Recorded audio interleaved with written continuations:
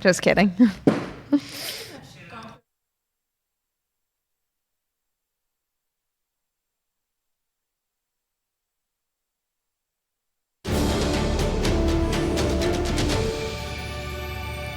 It's a big day on Movie Talk today because we have the first reactions to Spider-Man Far From Home to discuss. And then on top of that, news just broke today that there is going to be yet another installment of the Paranormal Activity franchise. We are getting Paranormal Activity 7 at some point in the future from Paramount and Jason Blum. Oh boy, I'm excited to talk about that one. But first, we obviously have to talk about Spider-Man, and I get to do that with Nikki, Novak, and John Rocha today.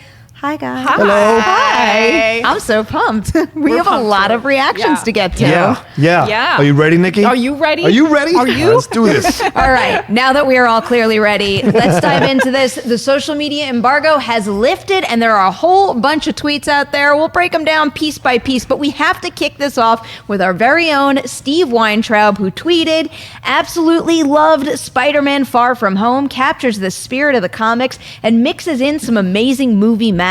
The second the film ended, I wanted to watch it again. Jake Gyllenhaal is fantastic as Mysterio." He also added a tweet that said, "I know you hear this all the time, but I'm telling you, avoid spoilers on Spider-Man Far From Home. You will enjoy the film so much more, and like all Marvel Studios movies, you should stay in your seat till the very end." I'll read one more here that I have from Sean O'Connell and then toss it to you guys.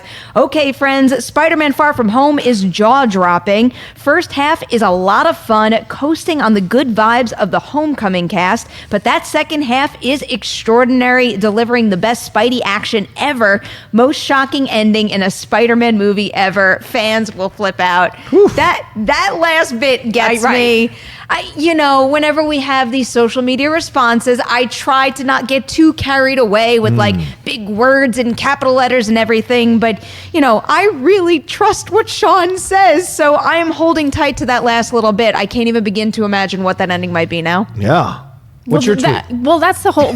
I've got Kevin McCarthy. Yeah? I almost want to do it in a Kevin McCarthy voice. You should do it in Kevin McCarthy voice. I need that. I need to have glasses on. And you got to put the suit on. I got and to put the Converse. Suit on. Well, he does this. He does this. Oh, yeah, the There'll be Converse. like a Spider-Man pin on the tie. But he said, "Far From Home has dethroned Sam Raimi's Spider-Man 2 and is now my favorite Spider-Man film." I know Kevin, I know how much he loves Spider-Man 2, so that is saying a lot. That is. What's insane is that I can't even tell you why I'm so in love with this film because it would be a spoiler. Gyllenhaal's incredible. Holland reconfirms as the best Spidey to date. Amazing. Where do you guys stand with the best Spider-Man film that we've seen yet? Homecoming. Oh, no, Into the Spider-Verse. Into the Spider-Verse. Live action, though, Homecoming. Interesting. I have the same, actually. Really? Yeah. Whoa. That's weird. Is that weird? Yeah, because I love Tom Holland. Yeah. I'm a little torn between Into the Spider-Verse and Homecoming, and I feel like I'm allowed to have both because one's animated and one's live action, or I'm just trying to cheat for the heck of it. That's what I did. I think they're like pretty much even. Yeah, I would put Spider-Verse a little farther ahead because it kind of revolutionized animation. But this Homecoming is just so damn good that you can't resist it. And the chemistry of Tom Holland, or the charm of Tom Holland and the chemistry he has with everybody in that film is just fantastic. And Michael Keaton coming back to a comic book movie or superhero movie is great. And I've read a lot of the comments, and almost everybody is saying that this movie is better than Homecoming, which is kind of amazing. It doesn't always happen with a sequel, but people seem pretty stoked about it. And what I'm excited about is that the people that because I've talked to a lot of people that are in London at the junket asking for like, give me your real reaction. And what everybody is saying, it's not just that there's a twist or spoiler at the end. Like they really almost couldn't talk to the cast at all about anything because the whole movie is basically a spoiler. Which is kind of what I would expect, being the first movie to hit theaters after Endgame. And I don't know, I just love the tweets that are kind of hinting at some sort of, like an emotional arc or a grounded approach to life after the events of Endgame, because that's something that I wanted to see represented in this movie, and it seems like it's there to a degree. Yeah. Eric Davis, he says, it's funny, exciting, romantic, goofy, and follows Homecoming and being this brilliant ground level look at Spidey's world and how the events of Avengers Endgame impacted everyday life. There's a lot of questions everybody had after Endgame. Lots of twists and turns, plus some adorable summer romance too. I'm a big fan. Everyone in the film shines, but the chemistry is between Peter and MJ is undeniable. Yes. And at the end, Twitter thread, whatever it is, also says, yes, of course, stay for the credits. And while I still will say nothing of what you will see, staying for the credits has never been as important and eventful as it is for this particular film, so don't go anywhere. That excites me, because that means it's not just one of those Captain America sitting on the chair and going, so let me tell you about waiting. And none of that. It's actually legitimately groundbreaking end post-credit scene that might lead us into phase 4. So I'm excited to see that. And then doesn't it excite you for Comic-Con too? Well, I'm not going, but it does. That's a good chance to answer a question from the live chat right now. So J. Scott for Real is asking, which is more likely to happen at Hall H? Footage from Black Widow or Eternals casting announcements? Ooh. Both. I would definitely get footage, I think, from Black Widow. If only a teaser. I just remember Jon Favreau coming with like 2 minutes from Cowboys and Aliens, and he'd only been shooting it for 2 weeks. So it's certainly possible to compile something. And I suppose if you want to get people back excited about the Black Widow situation, you have to have some footage. And casting announcements for Eternals makes sense because I think a lot of people feel that they're going to announce their upcoming slate of movies. Yeah. And so this would make sense to announce. Because I remember I was there in Hall H when they announced the Avengers cast, and they all came out together, and we lost our nerd-loving minds. I've got my money on that Black Widow footage, especially because the Deadline article, where I believe this might have been the source for it all, maybe, it is a Deadline exclusive, but they did say it would come as no surprise to see Black Widow footage and an appearance by Scarlett Johansson and director Kate Shortland. So I think that's a pretty safe bet. I do find it really interesting, though, that news broke the day that the social media embargo on Spider-Man Far From Home is being lifted, especially given the content of these tweets. I mean, there really must be a lot in and I know there's a lot in every single movie that would spoil things for movies to come, but I don't know, it just seems like a more extreme case with this one. Well, it sounds like people are saying, when people say, like Kevin say, like the best post-credit scenes ever in a Marvel film, that's pretty weighty. And people not expecting certain things. That was another thing that was referenced in a number one of these tweets. It's like, I never thought that they would do that with a Spider-Man movie. Like, what could that be? All I keep thinking about right now, because of Spider-Man Into the Spider-Verse and what we saw in some of Endgame, is the whole multiverse idea. Exactly. That's where I think the twist is going to be of the second half of the movie, because I've been saying that I think Mysterio is lying about being from the multiverse, but if he isn't, then what is he going to show you from the multiverse? What windows are we going to get? Because remember what Doctor Strange did with his little orange holes. Maybe Mysterio does something to that extent in his own way that shows you a window into other heroes or other possible Marvel properties that could be coming down the road. In essence, serving as a phase 4 type of MC. So I don't know. Maybe all kinds of things are possible. Or he's lying the whole time, and everything he's created is an illusion, and then Peter has to deal with that and how it's affected him. Oh, these tweets are killing me. I want to see the movie. Let's grab one more question from the live chat right now. Mike is asking, will Spider-Man really have a large impact on Hall H, even though anticipation is high and tickets are already sold? It's actually an interesting thing to think about, because I don't really think I've ever seen, in all the years that I've been attending San Diego Comic-Con, I don't think I've ever seen a movie promoted after it's already been released. But given the fact that Tom Holland is presumably part of the future of the MCU, it would be an interesting thing to actually see him be there and maybe even give this movie, what would it be, like a 3rd week bump? Well, I guess it really depends, too, on what happens in this film and how it's set up. I mean, he could be required that he is there. Yes, like I've been saying, he is going to lead the Avengers. I've been saying this for over a year now. People say, oh, he's too young. No, he's going. They're setting him up. That trailer sets him up. It's too obvious. It's too obvious with the way they set him up as being like the next Tony Stark type character. Captain Marvel and Black Panther. I'm still sticking with the fact that I think it's not going to be like a clear-cut leader. And I mean, really, with Cap and Iron Man, between the two of them, I don't think there was a clear-cut leader either. So I feel like he is going to share that title with more than one character. Oh, Perri, that's socialism. I don't like it. Oh, yeah, I hear what you're saying, though. I hear what you're saying. Oh, Rocha. Do you want to weigh in? Are you with Rocha? Is Spider-Man the new leader of the Avengers? I don't know if I feel as strongly as Rocha does about it. I've said before, I'd like to see it happen because I love him, and I would be thrilled to see something. I like how you're towing the line between the two of us. I'm in the middle. I'm sitting in the middle. I kind of have to do it, but I'm not quite as passionate. Well, and there might not even be an Avengers team necessarily. So that may be the whole Phase 4 is how they put it back together by the end of Phase 4, because there's so many other characters coming down the pike, including Eternals, that they've got to spend some time with. So we'll see if there's even an Avengers. So by the time they put it together, Tom Holland is a little bit older and maybe settles into the role as the leader how of that much team. older do you need him to be? It's not going to be that Nikki. long. And I feel like it doesn't matter how old he gets. He'll always have that baby face anyway. I know. All right, guys, before we move on to story number 2 for the day, which of course is the Paranormal Activity announcement, we got to tell you about some cool content coming to the Collider Network, like Wrestling Sheet. Check it out. What's up, Collider fans? Ryan Satin here from ProWrestlingSheet.com, where you can find the top stories throughout the week in the world of professional wrestling. If you're a wrestling fan like myself, then you'd be doing yourself a disservice by not checking out all the shows we do every week on youtube.com/C/Wrestling Sheet. In particular, on Wednesdays, we've got a SmackDown recap show hosted by John Rocha and myself, where we pick apart and talk about every little thing that happened on the Blue Brand. So do yourself a favor and go subscribe at youtube.com/C/Wrestling Sheet. On top of that, I am very excited to announce that we have a brand new edition of Collider Ladies Night coming your way tomorrow. We had Wild Rose star Jessie Buckley in studio. 1, she is an absolute delight, and 2, Wild Rose is phenomenal. I highly recommend seeing it this weekend, but of course, check out Ladies Night first. Story number 2. I still can't believe this is our story number 2. I actually can, because franchises always come back, especially when it's a horror franchise. As reported by Deadline, Paramount officially announced that a 7th Paranormal Activity film is in the works. Paramount is partnering with producer Jason Blum to make the new installment. At this moment, we don't have a title, and they are keeping details under wraps. So that's all we've got, is that the Paranormal Activity franchise is coming back. As I stated before, it's not all that much of a surprise because it was a lucrative franchise for the studio, and that studio does need more franchises, but I don't quite know what I would want from this, except for, I don't know, maybe going back to the beginning. And I don't necessarily mean back to the existing storyline that they started off with that first film. I mean, like, give me a completely different cast of characters, a situation that is completely unassociated with anything we've seen before. I want a fresh start to this franchise. Well, there are numerous demons in hell, so I mean, I'm sure there's something they can use. I mean, that first. I could say something, but I won't. Maybe it should be Toby's cousin.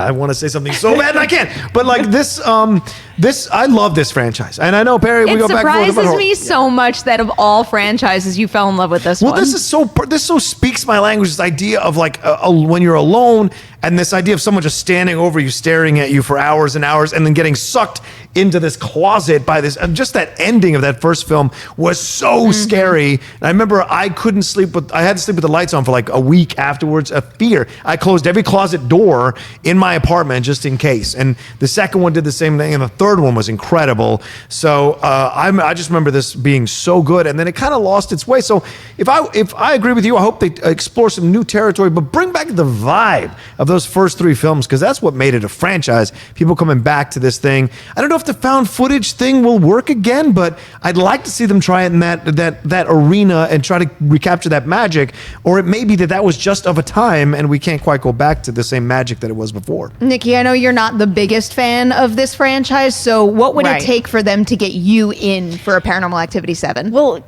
being honest, I've only seen the first 2, because I think after the first 2, the reviews and they just sort of started to disintegrate. First three. If you ever get the chance and the desire, watch 3 and then stop there. And it's not that I don't like them; it's that I'm so afraid of that type of material. Yeah. I'm that person that forget about not being able to sleep for a week. It Yeah. would be 6 months for me. Like, I can't handle films like that, and that's probably the only reason I can't. But I mean, that said, I think the most successful concept was the first, like you said, the first 2 or 3. So somehow going back to their roots, but making it completely, like you said, completely fresh and different, which I think they realize they're going to have to do, just given that the last few weren't really well received and still made money, comparatively speaking, to how much the budgets cost. I've kind of blocked Ghost Dimension out of my mind, but it feels like some of the narrative started to like trip over itself at a point. It felt like so clean and simple at the very beginning, and they made the move from 1 to 2 to 3 3 so well, and then all of a sudden things started to get jumbled up. But I was telling you I like the Mark ones. Bringing up the budget is an interesting thing, because it's like if you go and you look at the amount of money that all these films have made, it's diminishing returns. But even at the very end, when we did get the Ghost Dimension, that movie only opened up with $18 million. And the one that came out before, I believe it was the marked one, made $32 million. And even though it only made $18 million over the course of its domestic run, it only cost $10 million to make. Of course, that doesn't account for marketing. Right. But when you have a $10 million production budget, it's not that bad, especially when you consider the fact that worldwide, over the entire course of its run, it came close to $80 million. Right. So that is kind of a win for them. Yeah. That's the thing. So is that the reason they're doing another one, or are they doing another one because they have something fresh, or they're going to bring something fresh to it? Well, we've seen Halloween come back. We've seen Child's Play coming back.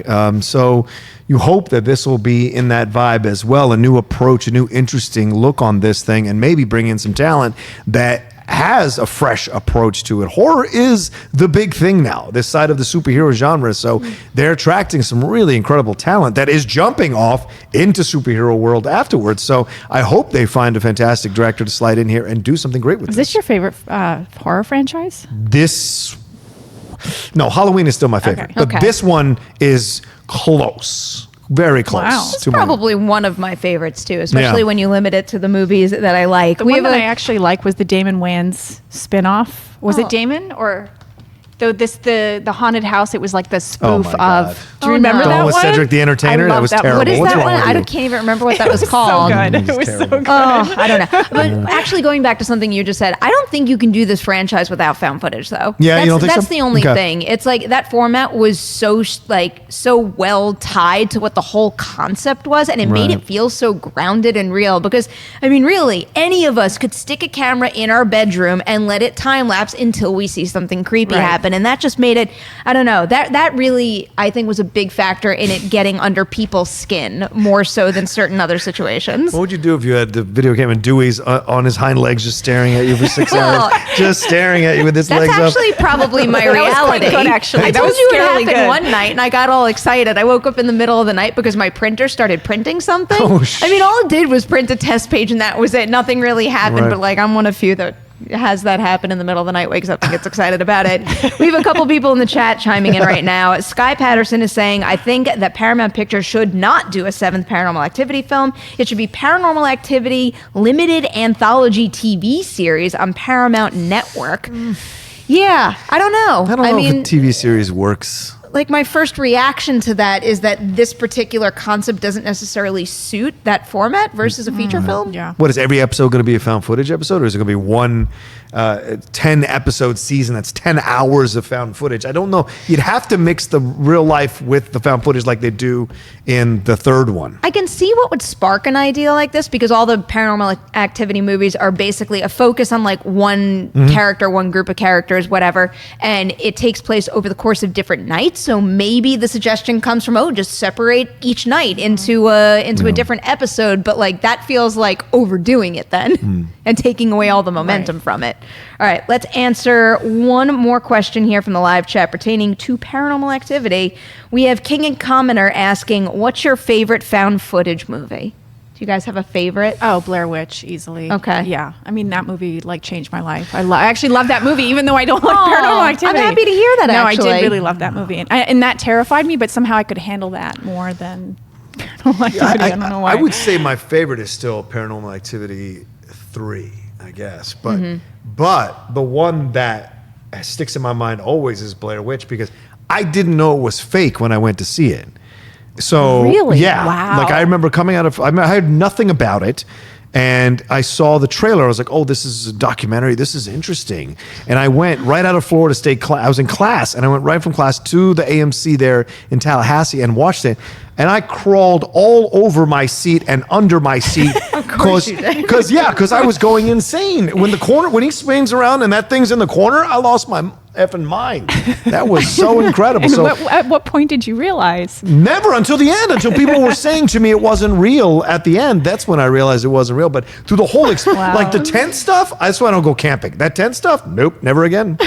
Nope. I don't think I was ever in the boat of thinking it was real, but it did creep me out. That's definitely up there for me. I also have a major soft spot for Cloverfield. I really love Yeah. That Cloverfield. was Same good with too. Troll Hunter 2. Another one that's actually close to the top that maybe some might not expect is VHS 2. Have you ever seen the VHS movies? The second one in particular, I mean, every single segment in that is at a certain level or above, but that third segment, I believe, Safe Haven, is just... When I watched that for the first time, it blew my mind. I was obsessed with it, couldn't stop thinking about it and wanting to watch it over and over and over again, as sick as that sounds. Yeah, I have problems and I'm fine with it. All right, let's get a question from the live chat now. I guess we might as well stick with horror. Chris Robinson is asking, are Ari Aster and Jordan Peele the new Carpenter and Craven? I've come to realize the more I talk about Hereditary and Midsommar that I'm only able to say either Ari Aster or like Ari Aster. Like I can only say the A the same way, and it's a problem. I don't know enough to say. I think Jordan is certainly making his name in this genre. And we'll see a third time out what he creates. The Twilight Zone, I think, was a little half and half. Some people really liked, some people didn't. So it was a little mixed.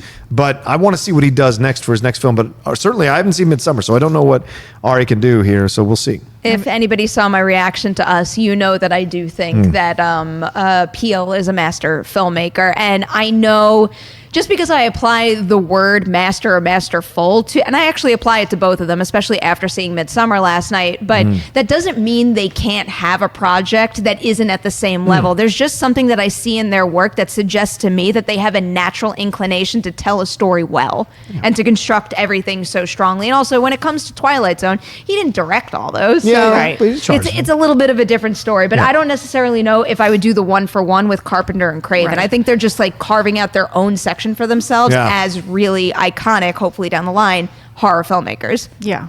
And I don't think, I agree, I love Jordan Peele. I don't think there's a more exciting filmmaker out there right now. I mean, he's redefining a genre. He's doing things.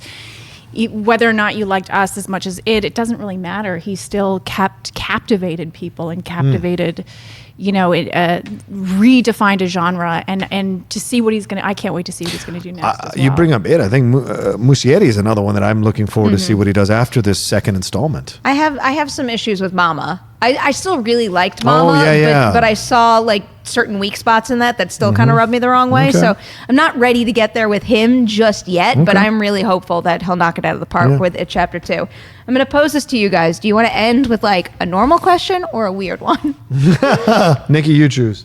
You're the Weird. guest. All right. So we are sticking with horror on this one. Okay. And I think this comes from the, what was it, the Boys trailer the other day. So This good. is another question from Micah who's asking, brace yourselves for this one. If you could put the Spice Girls in any horror franchise, what would it be? Mine would be Scream. This world That needs makes more sense. Spice Girls. That makes sense. That's like combining two of my obsessions. That's there. exactly what my first thought was Scream. Now I'm trying to see if I can think of another one. I love the idea of horror musicals. Right. Like we get another Stage Fright in the last like 3-4 years, and I had a lot of fun with that. I actually never saw Anna the Apocalypse still, but I heard great things about that one. So even doing like Spice World, but putting a horror spin on Spice World really excites me. I think you do Friday the 13th, and when his mom's spirit, murderous spirit, enters Jason's body, you do the two become one song from the Spice Girls. Yeah, that's I think it'd be cool to see Jamie Lee Curtis with the Spice Girls. So put them in a Halloween movie. That's not well. That sounds like a cool idea too. Because when I think about Scream Queens, like it would have that Yes. kind of like that that tone, that vibe, that color palette. All right, so we've just pitched 3 very thoughtful Spice Girls horror movies, and every studio out there should be paying attention because that's movie magic right there. All right, guys, we're done. That's the end of the episode today. Rocha, Nikki, thank you guys so much for being you. here. Thank you. Adam in the booth, thank you. Doreen, you rock as well. Guys, do not forget, it's super helpful if you tell everybody you know about Collider Movie Talk on the YouTube channel and in podcast form as well. And oh boy, tomorrow is another day. You know what that means. Another episode live, 3 p.m. PT. Come back and join us again.